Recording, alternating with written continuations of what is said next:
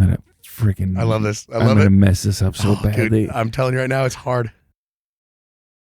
All I know is I'm not gonna do this well, but I know I'm not gonna be, Kevin McAllister's. Oh, you talking shit before you're doing it? Well, now I'm gonna look at you. I was gonna give you the courtesy of not looking, but I'm staring at your fucking face. Good luck. All right, here we go.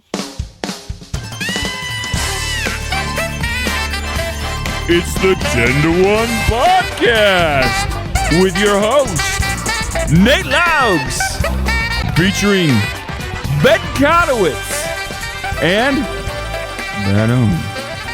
And here's the podcast! Wow! That was horrible. That was so good. That was so bad. My dad's going to be so proud of me. He's never been proud before, but that moment is going to be the moment where he's finally proud of me. Tide turned. Ladies and gentlemen, welcome to the 10 to 1 podcast for the second episode in a row. Bradford Oman mysteriously is not. Did we murder Brad? No, but we're putting him in the penalty box. I just don't like his attitude lately. It's true. And it's like, I feel like sometimes you feel like he judges us. And rather than just cut the mic, we're just like, stay home. No, don't get me started on the cut mic thing, because I got some crap about that on Twitter, and we're going to be talking about that on the Go Fix Yourself podcast. Brad is sick. He doesn't have COVID, but he is just under the weather. So last week he was in Great Britain. Yep. This week he's sick. And let's all calm down. It's good Britain. I don't know that it's great. Yeah. Well, this week though he got gonorrhea. Jeez, oh Pete's. And he's getting better. No, he's recovering from the gonorrhea.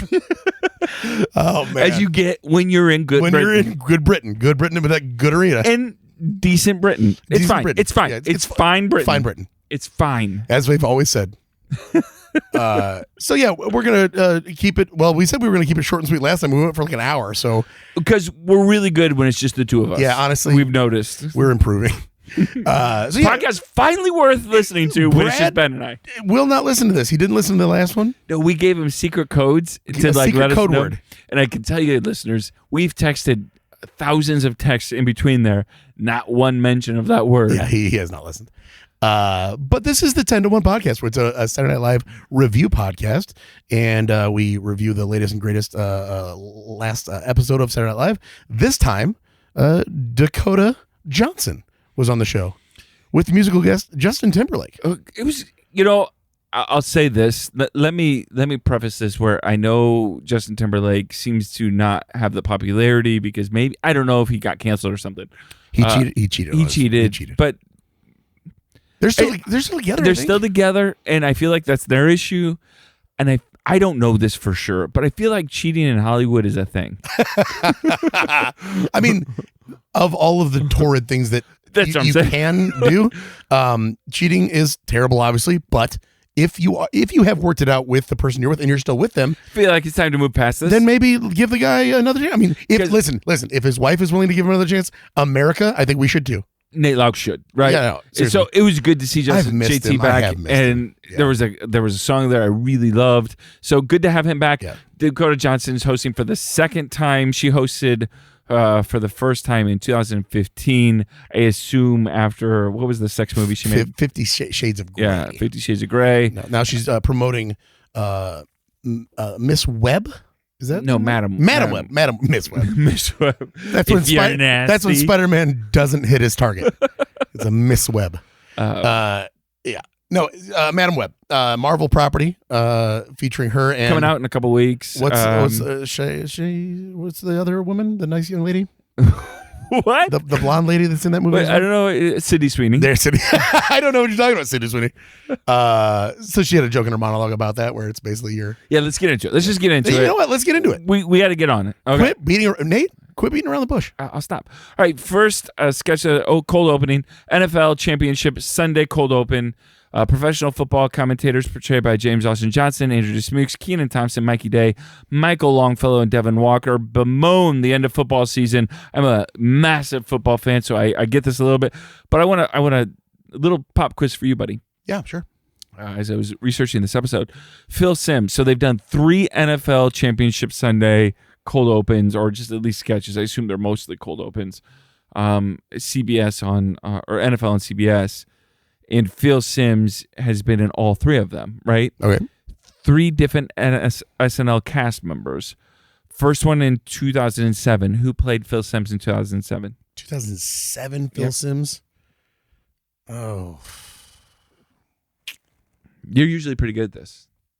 Chris Parnell? No, good guess. Will Forte? Nope.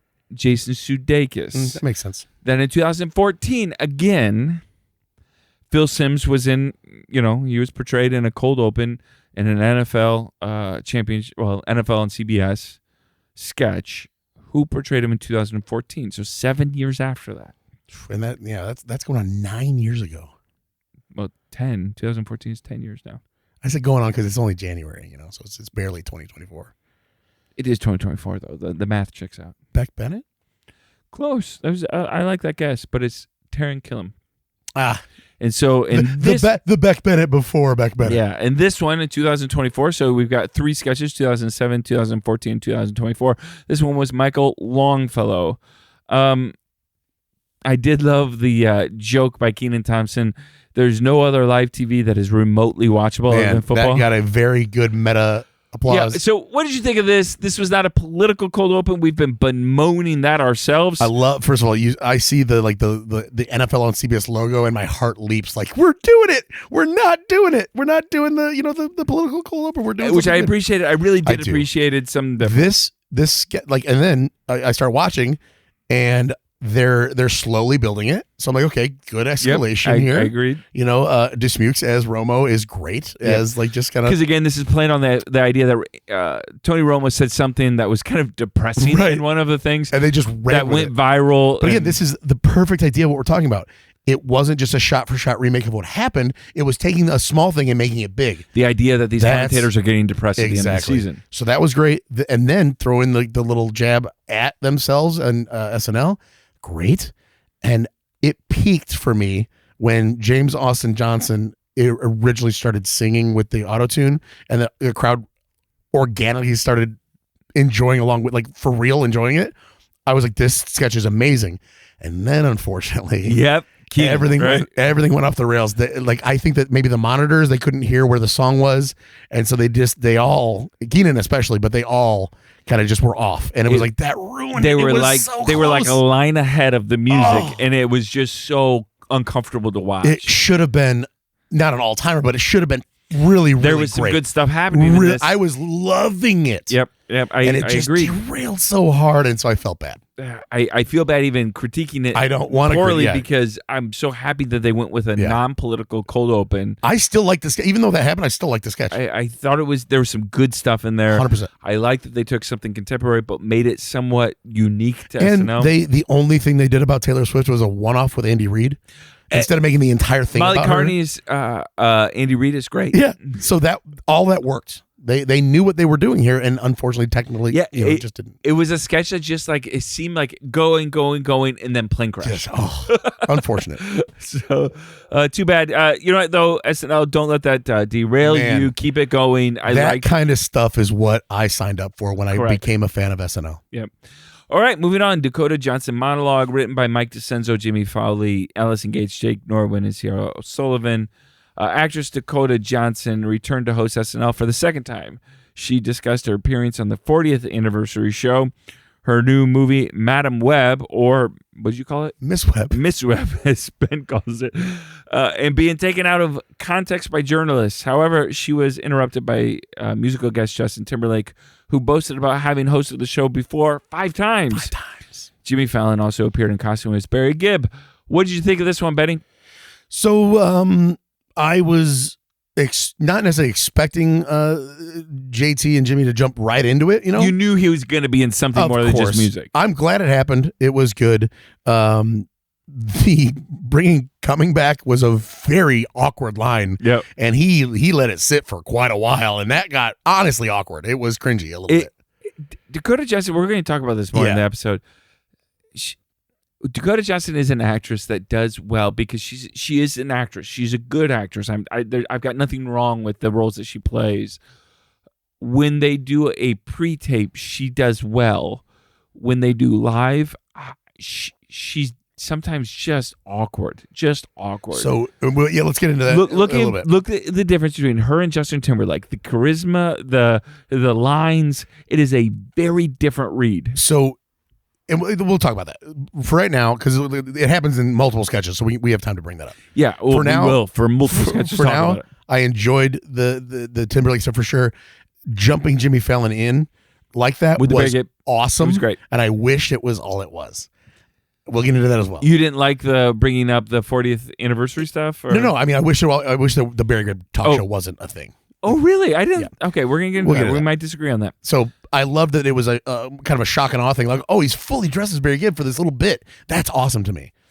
I liked how self-aware she was a little bit on the where she said reporters are asking her questions and they don't get her sense of humor a little bit. And that feeds into I don't necessarily either. That's her delivery, right? Yep. And that also I think that's just who she is a little bit. It's like it's challenging for her to deliver lines not like herself when she's in sketch comedy. And the Please Don't Destroy one, they compared her to Aubrey Plaza, which I don't really get. Aubrey Plaza is very dry, but I always get the humor in her dryness with this you really sounds terrible. Dakota Johnson.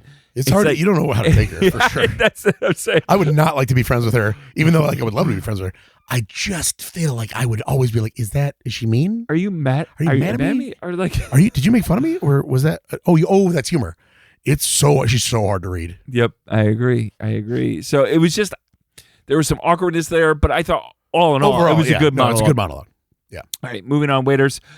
Two waitresses played by Sarah Sherman and Dakota Johnson continuously mess up the orders for a family consisting of James Austin Johnson, Molly Carney, Devin Walker, and Chloe Trost. Let me preface this sketch with this. I get nervous every time a server doesn't write down my order. So I think that's a great premise to a sketch. Sure. I'm not impressed with your memory as a server if you don't write down my order. This isn't like a skill that I'm like, oh, good for you. You didn't have to write down my order. Listen, we're very, very popular amongst the server crowd as a podcast. Write it down and make us both feel more secure in this new relationship we have. It doesn't impress me. If you have that hidden talent. So I like this. Keep it hidden. Act like you're writing it down. I like this premise. There's some good things in that premise. This is, again, a 10-1. And it's early.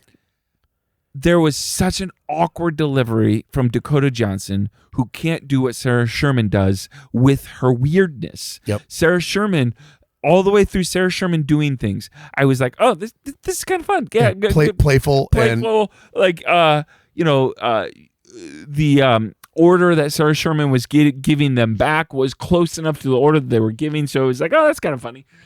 And then Dakota Johnson comes in, and it is so not good. It's just stilted as hell. It was awful. It was so bad. But the premise wasn't bad. The most awkward pauses. I think that's where, like, when you're choosing to deliver a line and you pause for a millisecond. But when she pauses, it feels like an hour.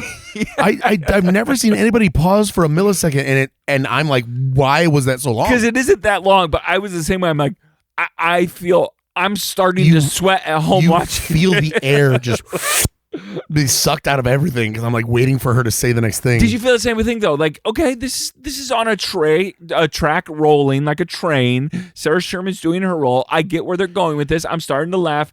Dakota Johnson goes off and it is derailed. So I will bring this all the way back to the cold open. That cold open, the one thing that I didn't mention was how kind of stilted and alone each performance seemed to be.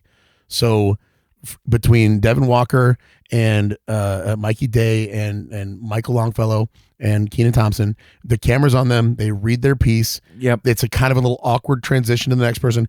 I think that the cast has been trained this week that it's going to be, we got to wait for her to be done, and then I've got to jump back in because there's not this fluidity like we normally have with a better host. We talk about ping-ponging, right? And this bled into a lot of the sketches that even when she wasn't in, where everybody was very stilted this week, if you noticed. I did, and it makes comedy really It awkward. impacted the show. We talked about this last week, that sometimes we critique the sketch itself when I think that's a little unfair to the sketch. And to the writers. Yeah, a writer when it is just the performance of the Do you sketch. think that we have a little recency bias here? And since we brought that up last week, we were paying more attention to how bad the host could screw something up? Probably because it was something for me to say, the premise of this is good. Yeah. This is not I a bad kept thinking premise. that, like, this is where I want the show to be. Why aren't these sketches better? And I'm not blaming the writers at Because all. I have said this to people I've eaten with. I just wish they would have written that down. You know, and I've had servers mess the order up because they didn't write it down. So, great sketches and great comedy come from real life situations that are tweaked a little. Yep. And this had it in there. It just was not performed well. And it was performed well up until Dakota Johnson got in there. Yeah, it's and I true. feel bad saying that because I like Dakota Johnson. There's nothing wrong with her. She's a good actress. And she's got some sketches pre-taped that I really liked. Yeah. But her live performances were stilted. And again, it's just in the delivery. So let's move on to a pre-tape home videos written by Dan Bulla, Stephen Castillo, and Jimmy Fowley. This sketch follows a son, played by Andrew Smooks, as he discovers how his parents, played by Mikey Day and Dakota Johnson, conceived him. It also includes Sarah Sherman as the grandmother, James Austin Johnson as the TV host, and Marcelo Hernandez as Spunky, a character with Spooky, yeah, a character with whom Johnson's character had slept. So I love this. This actually. is great. This was really great. I've never once thought about, so this is a Maury kind of bit, Maury Povich show. Let me guess, you've never once thought, these are real people. Or what these people are like 20 years later. Exactly. Never thought about that. This is such a clever way to do it. This is a great way to think, oh, I never thought about that. This is really funny. It is. It's a very great writing, organic, new, unique premise. And it's only available now that these shows from like the 90s make sense that it's like, oh, there would be a grandmother. Because it's been 30 years. Yep. And Ben Stiller tweeted about this actually and said how funny this sketch was because I think it is a very, very clever premise. So I watched it with my girlfriend Ashley, and we were sitting on the couch. I think that's the first mention of Ashley on this podcast. Congratulations, Ashley. Hi, Ashley. So we sat on the couch and we were watching this, and she's younger than me. She's like 5 years younger than me. So she's a kid, essentially. Yes, she started watching. Person. Yeah, she started watching when during the Sarah Sherman, the Taron Killam era. Yeah. No, so we're watching it, and we were watching it live. So it goes to commercial, and she turned to me and said, "Does that make logistically timeline sense that there would be a grandmother?" So we're doing the math in our head. Like if a Maury show like that was in the early 90s, let's say, then it's 31 years later. And so somebody that was like in their late 20s would be in their late 50s now. Yeah, sure. And then the grandma character would be in her 70s. And we kind of just sat there kind of mouths agape, like, oh my goodness, we're all, but again, all this does is it shows you that new material is now available because of just the longevity of our lives, right? New things are happening all the time that you can reach into. And as somebody that has like very firm memories of the 90s, oh, absolutely, Mikey Day's look just made me laugh. Lord, we laughed so hard at that. It was so great to see, what was it, like a Man Alive store? He was like shopping there, and Jinko jeans and whatever. And Spooky had this bleached hair. And let me give some praise to Dakota Johnson here because there's some subtle things she did in here, where she goes so they do these kind of. For those of you that have not seen this yet, they're watching a video of them on the Maury. Is like a Maury Povich type of show. If you haven't seen the show yet and you're listening, come on, you should. What are you doing? And then they're cutting back to the present day. But so they watch this, and Dakota Johnson's character, as a young woman, says, "I got this ass, don't I?" And then Andrew Smooks, who does this so well, looks over at his mother, and she does this little grin and it's true. Yeah, that is just cute, it's but also endearing. So funny. Yeah, because it's why are you her look? Why are you acting like this is endearing and cute? Are you not seeing what I'm seeing? Yes, she does it so well. So that well. Was great. I thought it was so funny. Mikey Day's character's hair was so funny. Both of them, like the older version it was too. Just so good. I loved this sketch. Yeah. Well done to the writers. It was performed really well. Dakota Johnson did great in this. I just really loved it. This is a great sketch. All right, moving on. The Barry Gibb Talk Show 2024 election, written by Mike DeCenzo, Steve Higgins, Vanessa Jackson, Jake Norwin, and Streeter Seidel. Vanessa Jackson? Is Yeah. that her name, really? Yeah. Oh, Victoria Jackson. That's what. Yep. Yeah, they did not call back They didn't bring conservative Victoria Jackson. Barry, played by Jimmy Fallon, as his brother, and his brother Robin Gibb, played by Justin Timberlake. Interview Andrew Yang, played by Bowen Yang, and other guests, including Joanne Carducci and Ely Mistal, played by Dakota Johnson and Kenan Thompson, about the 2024 election.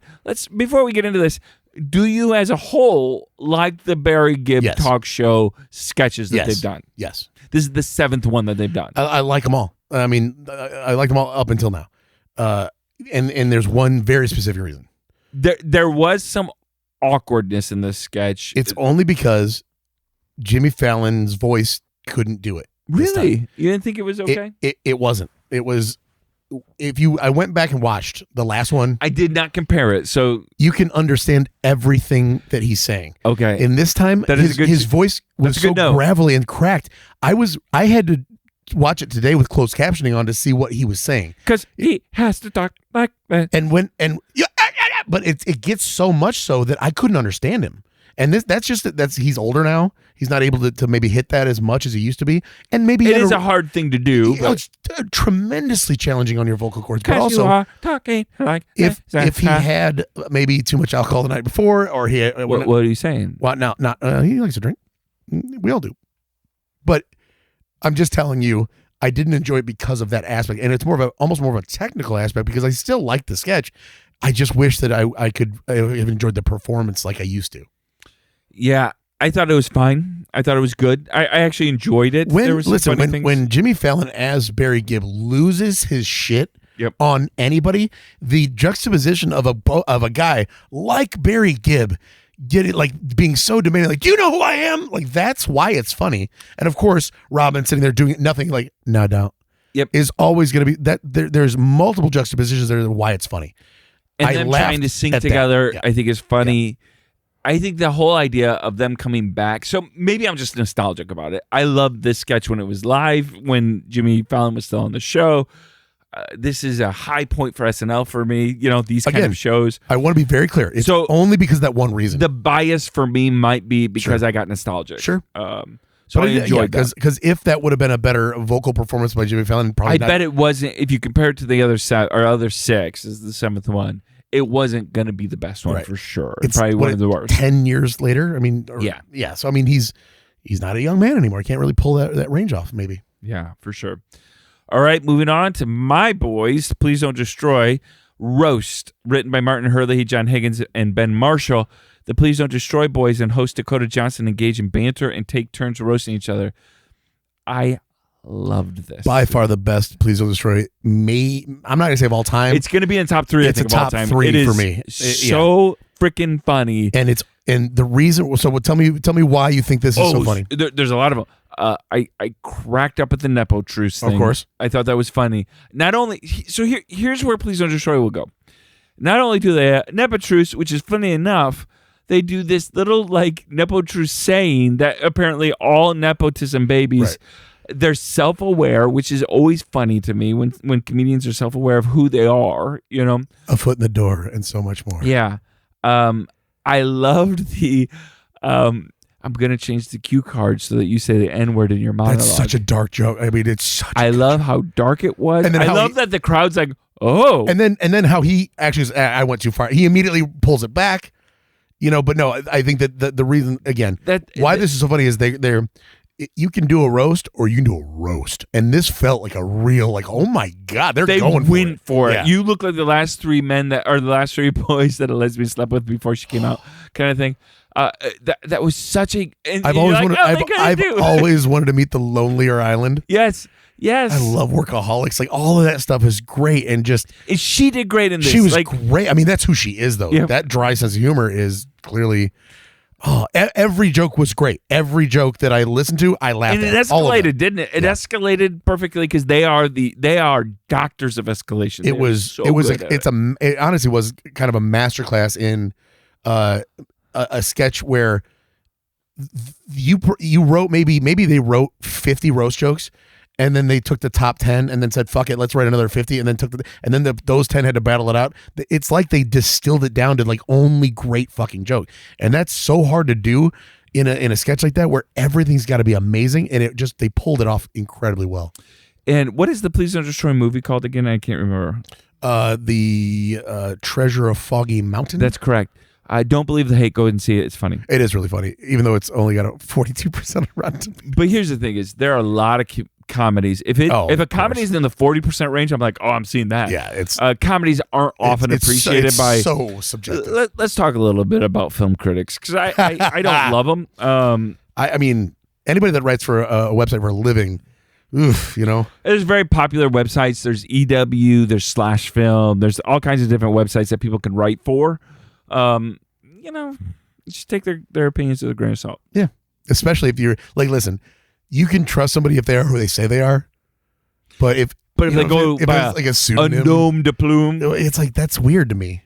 Why wouldn't you go by your name? I thought that you were being truthful about what your opinions were, and I could trust you. Oh, you can't even tell me what your real name is? Yeah, you're lying. You're a liar. You're a liar. You're a lying. Don't go by face. a pen name. Oh, I hate that. I hate when people do that. I mean, whatever.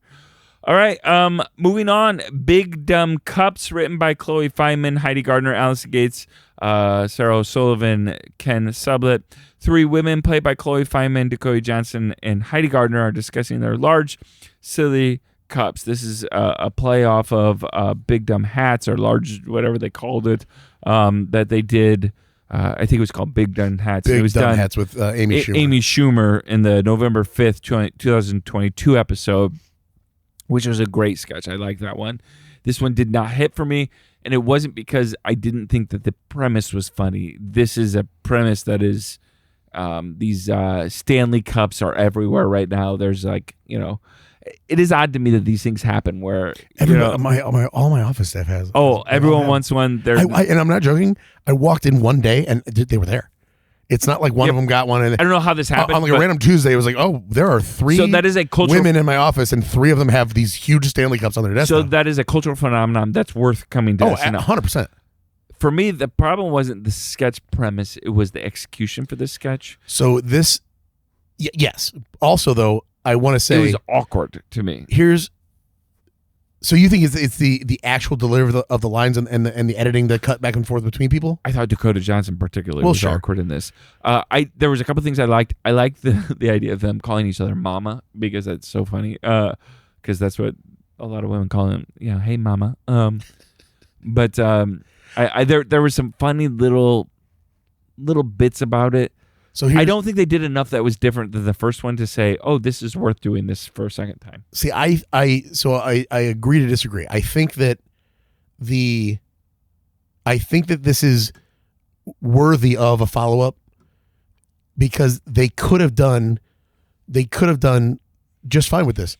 The problem for me was, unlike the Please Don't Destroy sketch, there's no escalation. No, they took the jokes and they used these jokes, write more jokes, and then see which ones work better, and then only use the really, really great ones. There weren't the jokes themselves weren't as good. There were some, but then the sketch went on for a minute too long. Yeah, and then the Marcelo Hernandez part, I'm like, I don't get this. I don't get this. Cut it down by a full minute, and only use the top 7 jokes and just do those.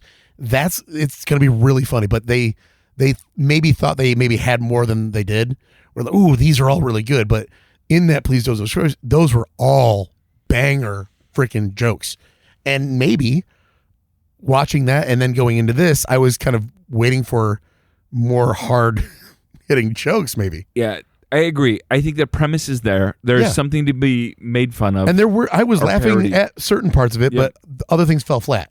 But don't you think Dakota Johnson was just a little stilted in this? She just didn't do well. So, and again, this episode, a lot of like non-ensemble screen time. I'm going to cut to you. I'm going to cut to you. Yes. I'm going to cut to you. And so when they do that, and you're already talking about somebody who has a stilted delivery, and now you're waiting to cue her. Oh man, you're doubling down. In little milliseconds when a video cut, and I'm not even sure that the production there was perfect either, because little milliseconds of just changes that don't go right and can make a I know that they big have difference to in a get the sketch. bigger Stanley, and that's why they were maybe cutting a few times. But there was just But again, that's part of the getting the sketch done perfectly. Yep. All of that stuff has to work for a sketch to be also. done I mean, perfectly. I was really hoping that like throughout that their hats were still going to get bigger, but they wouldn't even talk about it. Yeah. That would have been awesome. Yeah. I love that. Just say. All right, moving on to a Weekend Update with Colin Jost and Michael Che. The Weekend Update anchors Colin Jost and Michael Che discuss the biggest news of the week, including Nikki Haley's demand for Trump to take a mental competency test and a man threatening people with a knife at a Planet Fitness. Will you at least, for our new listeners, as we get every week, will you describe the bradometer that we're going to talk about? And I'm going to do it the quickest we've ever done it. Yep. The bradometer indicates the back and forth that Colin Jost and Michael Che have, the playfulness, the outside the box camaraderie, and nothing about the actual physical jokes, just how well they were enjoying each other's performances. Which is part of Weekend Update. Are the hosts having fun? And Michael Che was having the most fun here. And so I have to say the bradometer should be around a 75. Did you think that Colin Jost and Michael Che were having fun It together? would have been a 90 if Colin Jost would have reciprocated that enjoyment, but Michael Che kept saying, "This is my favorite audience. I love this agree. audience." He was the one really having fun, which is fine, but it didn't do enough back and forth that it would have increased the bradometer. I was going to go in the 70s as well. That's a good place because Michael Che was having so much fun. He was having and so it makes much me fun. have fun. Man, when he's enjoying himself doing that stuff. I mean, we've talked about him being the heir apparent to a Norm Macdonald type, where he's really more interested in how it hits the audience in a good, bad way. He's like, I almost think he's taking real notes. After the audience reacts, he's like, "Oh, that one was his son." And clearly, he's been on for 10 years or something. Whether he's done this season or next season, who knows? I'm gonna guess he's gonna stay till the 50th because why wouldn't you? It's next year. Yeah. But he's at the end of his career with SNL. He's doing what he wants. And he's having fun. Him and Colin Jost are no longer the head writers. They're only focused on Weekend Update and then writing whatever sketch they want to write. Give me more of this. And it's fun. Yeah. And I love because I don't believe Michael Che is the misogynist. No, he's not. That's the thing. But I love the character he plays on Weekend Update. Yeah. It is so much fun. And maybe this is maybe this is a hot take, but I think that Norm Macdonald kind of was a little bit of a homophobic misogynist, a little bit. Maybe he but rubbed me. He definitely tried the Kaufman-esque style. I'm really going to go for this, but I think there was something there. There wasn't a wink as much as there is with Michael Che. Michael Che is out loud an ally and a supporter, and just he really is. And so if you have a problem with what he's doing, you don't get the joy. It's almost like a Tropic Thunder thing where you don't understand why Robert Downey Jr. in blackface in that movie is actually funny. It is not about that. It's about making fun of the people that make fun of that. So Michael Che is walking that line better than anybody I've seen in the last 10 years. Yeah, it's kind of like the Colbert Report, right? Where Stephen Colbert is playing a role and he's having fun with the role. Absolutely. And he's winking and nodding at this role. And it's we're all in on it. Yep. Or at least I think I am. I think that exactly. I think that Michael Che is brilliant, and I'm here for everything he's got to do. I agree. Let's go to some of the bits. Weekend Update bit. A guy named Ethan on the 2024 Oscar snubs, written by Jimmy Fowley, Kiara. I've said her name like different times every time. O'Sullivan, Bowen Yang, Celestine. I really need to figure that out. A man named Ethan, played by Bowen Yang, stopped by Weekend Update to discuss the nominations for the 2024 Oscars. I love Bowen Yang. I love him on Weekend Update. This was just okay for me. This wasn't great. I feel like I'm not in on the joke. Yeah, that's. I felt like it was probably funny to a lot of people because Bowen Yang can perform really well, and the audience seemed to even have fun with it. I didn't get it. I also feel like I'm wrong. Like that's what I'm saying. I feel so bad because this is on me. Honestly, as an audience member watching this show, I'm like, I should be enjoying this. I don't know why I'm not loving this. Like, I just don't get it. And I want to. I feel so bad. I'm on the outside of the restaurant, pressing my hand against the window, watching my ex and her new husband and kids eating dinner. Why don't I get to be a part of this? Bowen, make me a part of this. I don't get it. I didn't either. It was fine. This performance was fine. It wasn't the worst bit. I just didn't get it. It wasn't for me. Fine. Moving on. Weekend Update bit. Tarot reader Jan Jambi on the 2024 election. Jan Jambi, a tarot reader portrayed by Heidi Gardner, appears on Weekend Update to share her predictions for the 2024 election. I think there's some fun things you could do with this character and keep it going, honestly. I had a lot more fun with this one. Yes. I loved the chemistry that her and Che had. I actually would like to see it played up a little bit more, as Sarah Sherman does with Colin Jost. I was just going to say, this is maybe a counterpoint to that, because when the third time the newsman comes out, the newsman card comes out, I'm dying. I'm like, they're making it all about him. And there's some fun things you could do with those cards. Yep. I actually really enjoyed this. I think they should do this again. The toilet, just escalate the hell out of it. Good. Have fun. Yeah, no, honestly, and there's nobody better than Heidi Gardner on the show to do this character. Obviously, I think Heidi Gardner can do no wrong. We all know that. I love her. You have a little bit of, I would say, a gentleman's crush. Let's call it huge. I love you, Heidi. Sorry, Ashley. We just introduced that you have a girlfriend on the show. I've had a girlfriend on the show. Yeah. Heidi, give me a call. Call me. I'm sure your husband's lovely. He wouldn't mind. Anyway, I love her to death, but she is made for a role like this. I mean, she really is good at it. I loved actually seeing her back on Weekend Update. Yes. She does such fun characters. Man. We talked about, I think last week actually, you and I talked about having her back and some of the things that she does. Sometimes her Weekend Update bits can seem somewhat similar, but she still nails it. Exactly. As does, it's kind of like Bo and Yang. When we don't laugh at Bo and Yang, I assume I'm not in on the joke. It's not because of Bo and Yang. The reason that they're very similarly all in on those characters. There's not one thing, this isn't going well, so I'm going to play it a little bit more reserved. I'm committed to being this bonkers personality and either get with me or, I don't care. So writers bring back Jan Jambi. I think this is a character that needs another Weekend Update. I would love to see, and please make it again with with Michael Che and double down. Yep, make it work. Yeah, play up on the kissing the cards bit, like the licking. The licking, that was so good. Make it awkward. Make it to where he doesn't know what he's supposed to do. I just love have fun. That so much. All right, moving on. Book Club. A woman portrayed by Dakota Johnson informs her friends, Chloe Feynman, Heidi Gardner, Punky Johnson, Ego Wodum, Sarah Sherman, and Molly Carney, that she will be appearing on Shark Tank. The episode also includes guest appearances by Shark Tank hosts Barbara Cocorran, I don't know how to pronounce her name, and Mark Cuban.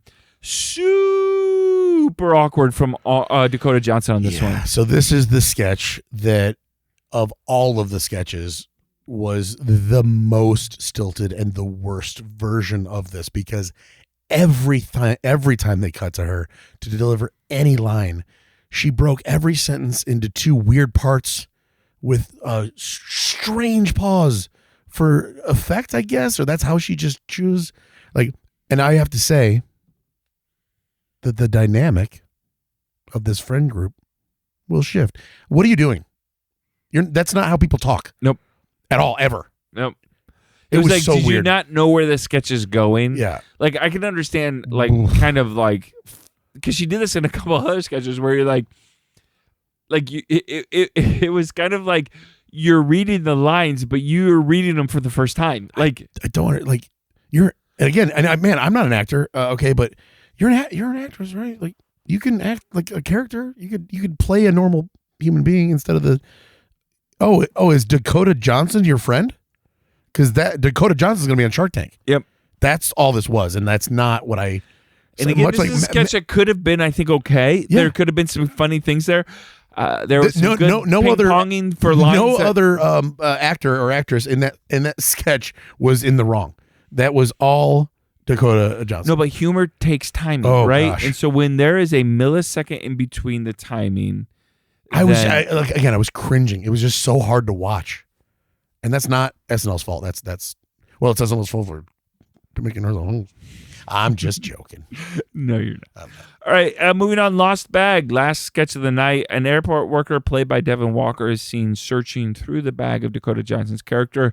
The sketch also includes Michael Longfellow as Johnson's boyfriend and Kenan Thompson as Walker's father. I think Devin Walker has a character here, actually. I think there's something you could do with this sketch. And I actually didn't like the premise of the sketch. I disliked the premise of the sketch. I didn't like what Devin Walker was trying to do with the sketch.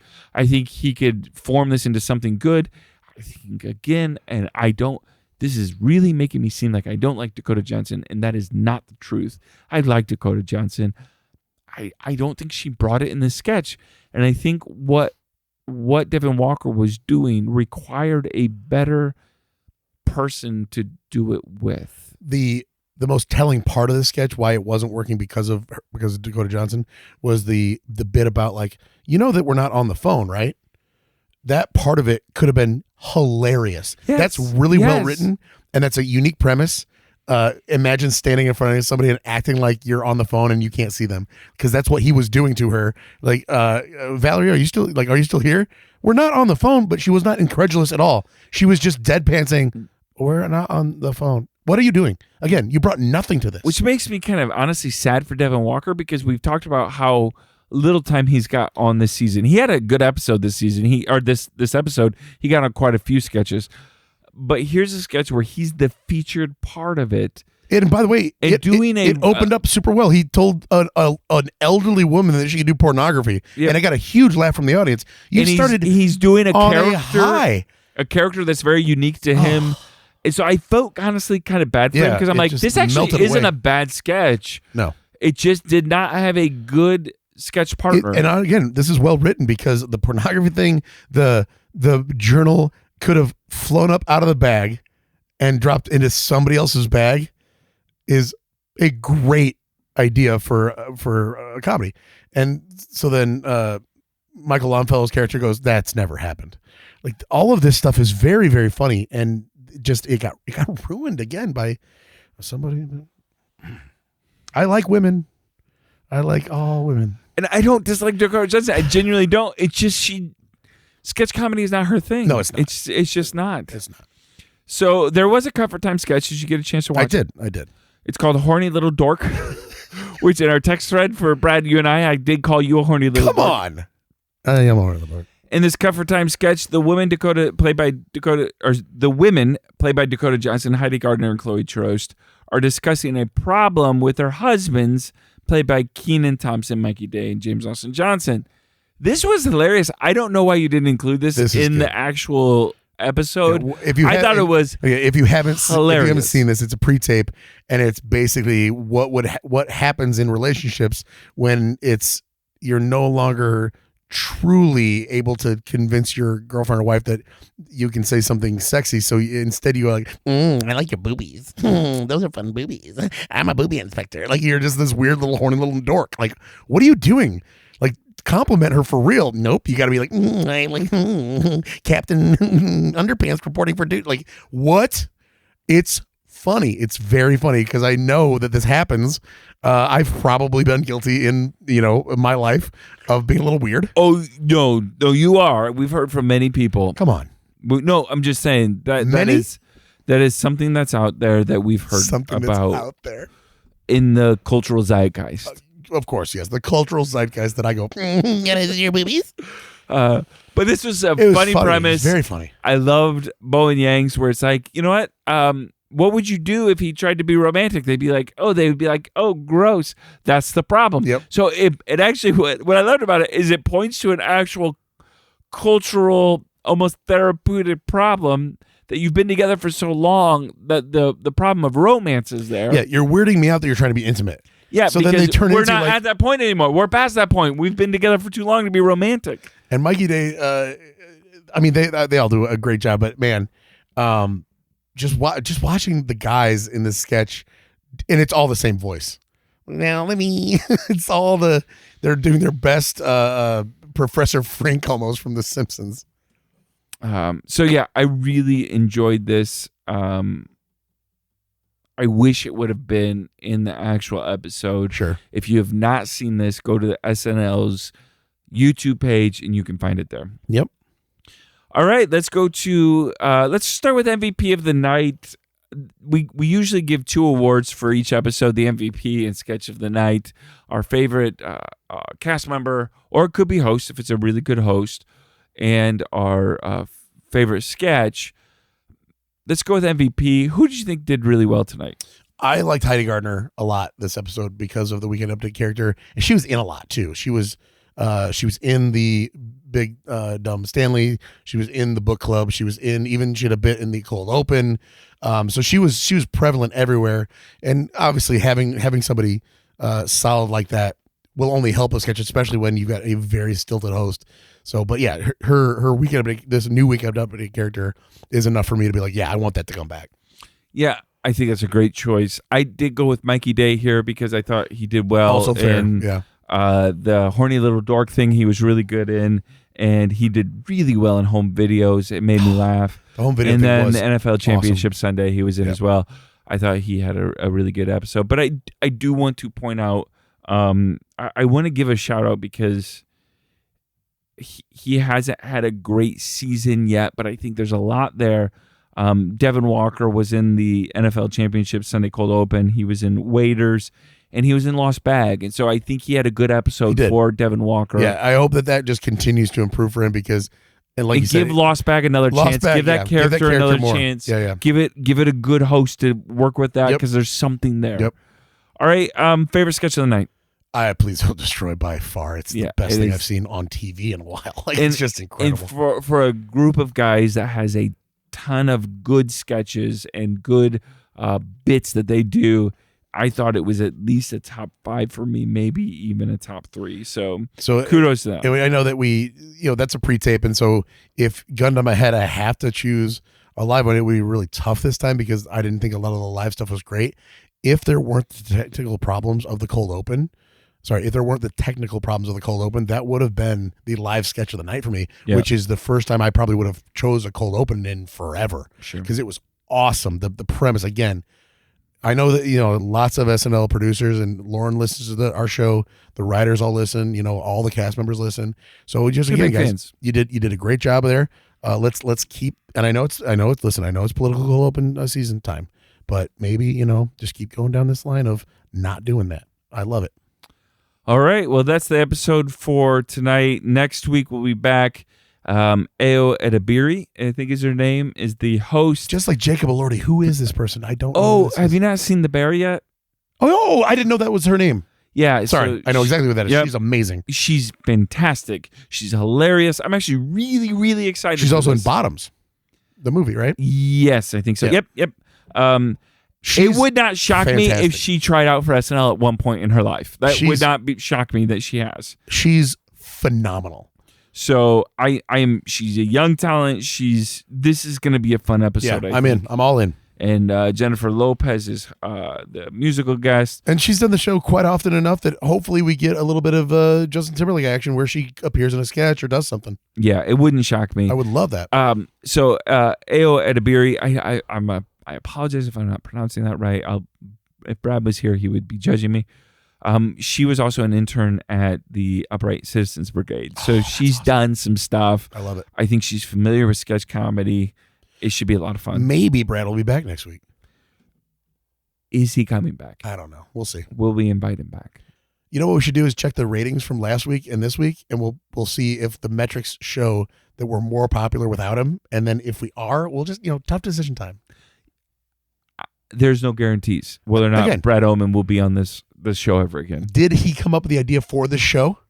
I don't remember. Did he invite us? I don't remember that either. I don't either. It's been so long. We've got a lot of episodes into this thing. Yeah. So time will tell. And I think we need to be committed to the craft more than the person. Oh, absolutely. And none of the three of us would ever say this show is about us. It's about the audience.